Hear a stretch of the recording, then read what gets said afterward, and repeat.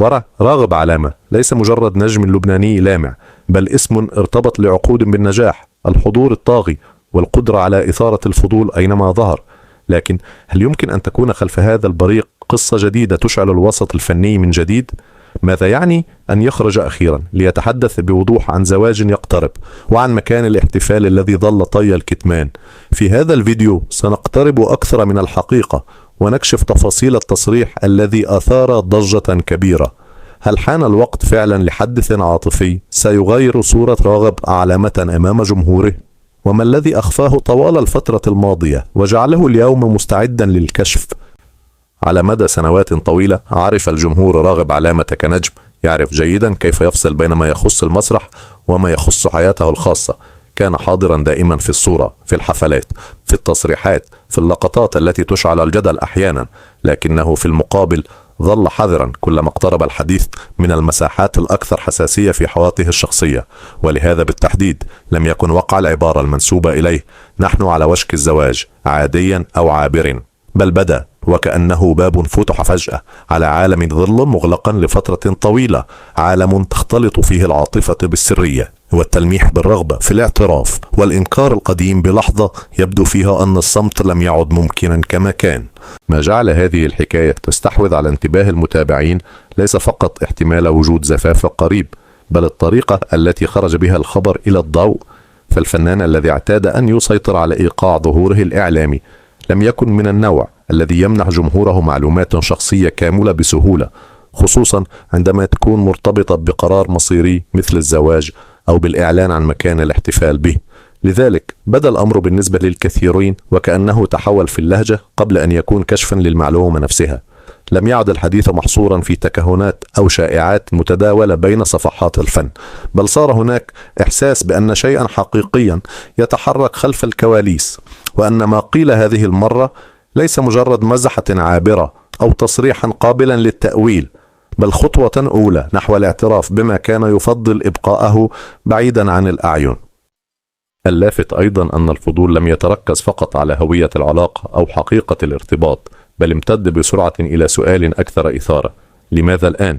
ولماذا قرر راغب علامة المعروف بدهائه الإعلامي وقدرته على تجنب الزوايا الحرجة أن يلمح أو يصرح أخيرا بما يشبه الإعلان عن زواج قريب؟ هل لأن الأمر أصبح أوضح من أن يستمر إخفاؤه، أم لأنه أراد أن يسبق التسريبات ويستعيد حقه في رواية القصة بطريقته الخاصة؟ هذا الاحتمال الأخير يبدو منطقيا جدا، لأن الشخصيات العامة كثيرا ما تجد نفسها مضطرة إلى الكلام، لا لأنها تريد ذلك تماما، بل لأن الصمت يصبح أقل فائدة من الوضوح، خصوصا حين تبدأ الشائعات في التشكل من دون سيطرة. أما الحديث عن مكان إقامة الزفاف فهو العنصر الذي منح القصة توترها الأكبر، فإعلان المكان ليس مجرد تفصيل تنظيمي، بل إشارة رمزية إلى أن الحدث لم يعد فكرة أو احتمالا، بل صار شيئا أقرب إلى الواقع. المكان في مثل هذه القصص هو أول ما يحول الشائع إلى صورة ملموسة. فجأة يتوقف الناس عن سؤال: هل سيتزوج فعلا؟ ويبدأون بالتساؤل: أين سيحدث ذلك؟ ومن سيكون حاضرا؟ ولماذا اختيروا هذا المكان بالذات؟ ومن يتابع مسيرة راغب علامة يدرك أن اختياراته نادرا ما تكون عشوائية، سواء في فنه أو ظهوره أو تصريحاته. كان دائما يميل إلى الصورة المدروسة، إلى ما يحقق أثرا واضحا من دون أن يبدو فوضويا. لهذا فإن أي حديث عن اختيار موقع الزفاف لا يمكن فصله عن شخصيته العامة. فإذا كان قد قرر فعلا كشف مكان الاحتفال، فالأرجح أن ذلك جاء بعد تفكير طويل، وربما بعد اقتناع بأن لحظة الإخفاء قد انتهت، وأن جزءا من الحكاية يستحق أن يخرج إلى العلن. وهذا بحد ذاته يكشف شيئا مهما: الرجل الذي اعتاد أن يبقي أهم تفاصيله بعيدا قد يكون وصل إلى مرحلة لم يعد يرى فيها في الإعلان تهديدا، بل نوعا من الحسم. ومن هنا بالضبط يصبح الرجوع إلى لحظة الصعود الأولى ضروريا لفهم الصورة كاملة، لأن راغب علامة لم يتحول إلى نجم بين ليلة وضحاها، بل صعد تدريجيا حتى صار واحدا من أكثر الأصوات حضورا في العالم العربي. بداية التحول جاءت حين ظهر في برنامج استوديو الفن في أوائل الثمانينيات، وهو البرنامج الذي كان وقتها بوابة حقيقية للنجومية في لبنان والعالم العربي. وهناك حصد جائزة كبرى لفتت الأنظار إليه منذ اللحظة الأولى. هذا الظهور لم يكن مجرد مشاركة عابرة، بل كان الإعلان الأول عن صوت مختلف وشخصية تعرف كيف تقف أمام الجمهور بثقة واضحة. بعد تلك اللحظة بدأت ملامح النجاح تتشكل بسرعة، لكن ليس بشكل فوضوي أو عشوائي. انطلق راغب من بيروت، من بيئة فنية كانت تعج بالأسماء الكبيرة والمنافسة الحادة، ومع ذلك استطاع أن يفرض اسمه من خلال أغنيات مبكرة صارت تتردد بقوة بين الناس، مثل يا ريت، ثم توالت الإصدارات عاما بعد عام، وكأن الرجل كان يعرف أن الاستمرارية هي الطريق الأقصر إلى القمة. ومع بداية النصف الثاني من الثمانينيات لم يعد مجرد موهبة صاعدة، بل صار اسما ينتظر جديده ويقارن بعمالقة الغناء العربي في حضوره الجماهيري. اللافت أن نجاحه لم يقم فقط على الصوت، رغم أن الصوت كان السلاح الأقوى. ما ميزه حقا هو تلك الكاريزما التي بدت مبكرا جدا، طريقة الوقوف، النظرة، الثقة، والقدرة على جعل الأغنية تبدو وكأنها كتبت له وحده.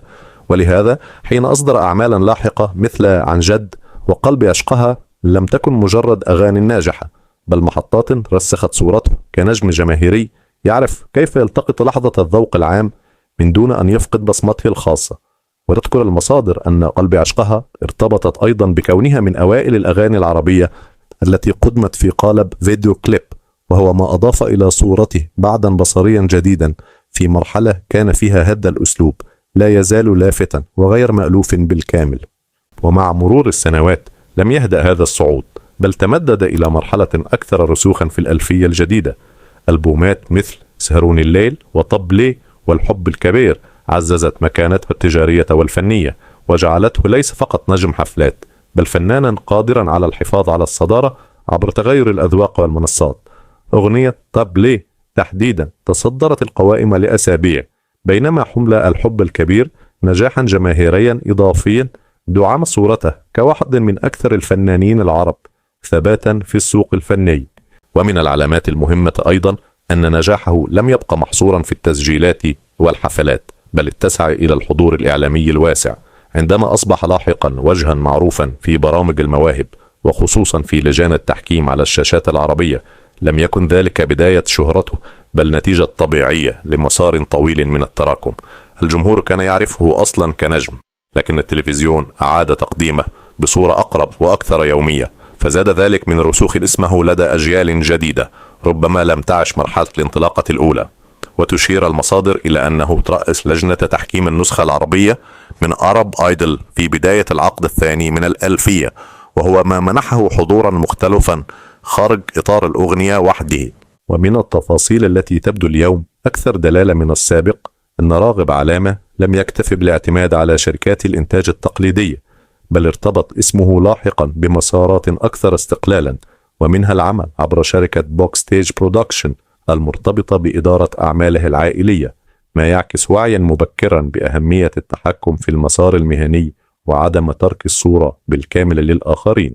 هذا النوع من القرارات لا يتخذه فنان يعيش نجاح اللحظة فقط، بل شخص فهما مبكرا أن النجومية تحتاج إلى إدارة بقدر ما تحتاج إلى الموهبة. وحين ننظر إلى هذه الرحلة الآن تظهر إشارات صغيرة كانت موجودة منذ البداية.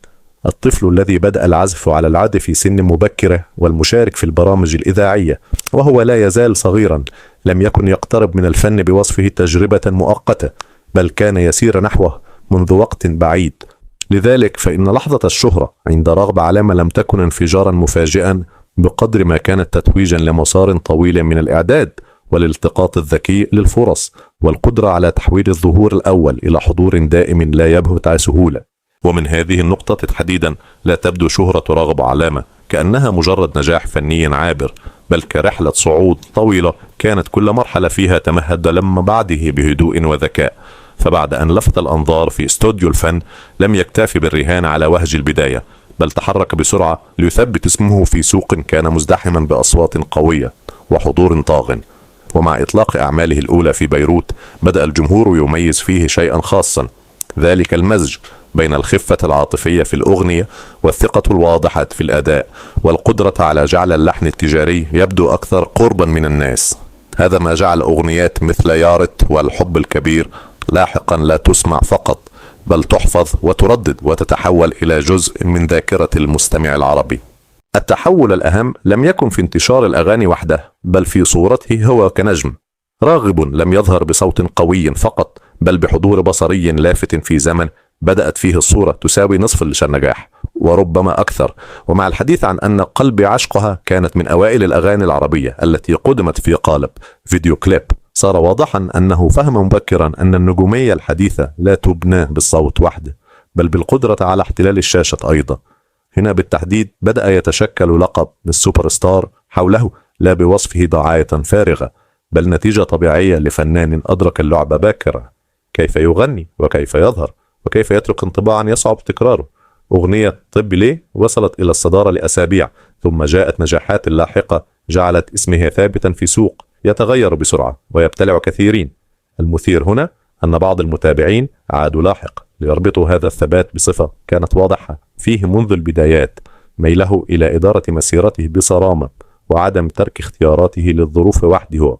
وحين بدأ الإنتاج عبر باكستيج برودكشن ظهر هذا الجانب بشكل أوضح، كأن الفنان الذي بدا للجمهور رومانسيا وعفويا كان في العمق شديد الحسابات حين يتعلق الأمر بالمهنة والصورة العامة. ومن العلامات التي صارت تبدو اليوم أكثر معنى أنه لم يحصر نجاحه في الغناء فقط. في وقت مبكر نسبيا ارتبط اسمه أيضا بمشاريع خارج المسرح، من بينها تأسيس سينت جورج سكولز في حارة حريك، ثم توسعها لاحقا إلى الحدث وحي الأمير كون بمساندة شقيقه أحمد. هذا التفصيل لا يذكر كثيرا حين يروى صعوده الفني، لكنه يكشف جانبا آخر من مرحلة النجاح. راغب لم يكن يبني شهرة فنان فقط، بل صورة رجل يعرف كيف يوسع نفوذه وحضوره في المجتمع. وهذه التفاصيل الصغيرة التي كانت تبدو قديما جانبية تعطي اليوم انطباعا بأن صعوده لم يكن صوتا فقط، بل مشروعا متكاملا لشخص فهم مبكرا معنى الاسم حين يتحول إلى علامة بحد ذاته. ثم جاءت مرحلة الشاشة الكبرى من جديد، ولكن هذه المرة لا كمطرب يؤدي، بل كشخصية تحكم وتقيم وتوجه. عندما تولى رئاسة لجنة تحكيم أرب آيدل مع انطلاق نسخته العربية، لم يكن ذلك مجرد ظهور تلفزيوني إضافي، بل إعلانا جديدا عن مكانته. فالفنان الذي كان يوما متسابقا في برنامج مواهب أصبح الآن في المقعد الذي يصنع النجوم ويمنح الشرعية للأصوات الجديدة. هذا التحول يحمل رمزية شديدة، من شاب يبحث عن فرصة إلى اسم يستدعى لمنح الفرصة لغيره. وربما لهذا شعر كثيرون وقتها أن راغب علامة لم يعد فقط من جيل النجوم الكبار، بل صار جزءا من المؤسسة الفنية نفسها. إذا كنت ترغب في التعرف إلى مزيد من خفايا الشخصيات المعروفة واكتشاف معلومات لا يعرفها الكثيرون، والاستماع إلى محتوى يحمل عمقا وإثارة، فابقى معنا. اشترك في القناة واترك تعليقا وشاركنا رأيك وأفكارك. دعم كي يمنحنا الدافع للاستمرار في تقديم المزيد من المواد المميزة والوصول إلى جمهور أوسع.